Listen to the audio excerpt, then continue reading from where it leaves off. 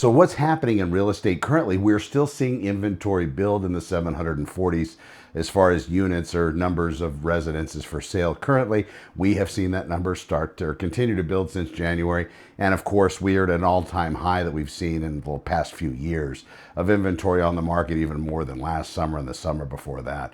So it definitely still is a seller's market, but it's starting to loosen up a little bit. Buyers seem to have more choices. Of course, not just with financing, but with residences to choose from.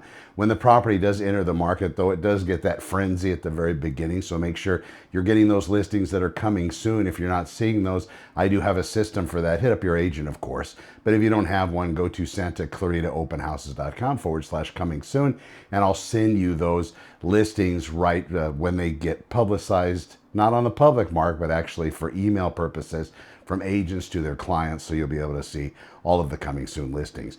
A big word of caution out there: when you go in, you're signing a buyer broker agreement with an agent to show you a residence. If you don't happen to be seeing it in an open house, make sure you look at the terms. I would just take the document, plug it into one of the large language models if you use those, or at least ask your agent to explain it to you, or follow up in an email to your agent saying, "Hey Jack, it's Sarah here. I just wanted to reach out and make sure that I understood this document correctly. Can you just tell me the nuances of it, kind of what the highlights of it are? You know, how long is this going to be for just that one property I want to see?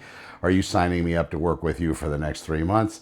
How does it happen to work? And then what's the compensation? What am I actually paying you? Or are you trying to get all your commission from the seller?" Whatever it may be, but you want to get that rundown from them.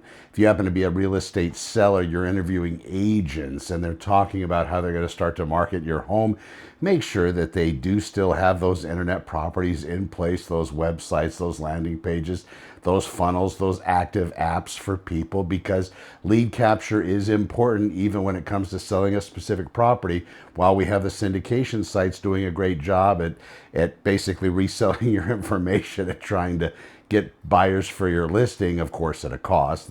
Those agents that are members of those syndication sites are paying a premium. At least when you have your listing, as it's been outfitted with the proper photographs, the proper the 3D virtual tours, the Matterport type systems, and also the aerial photos, if it does apply to your property, it's very helpful. So make sure your agent isn't holding back from any kind of marketing and advertising.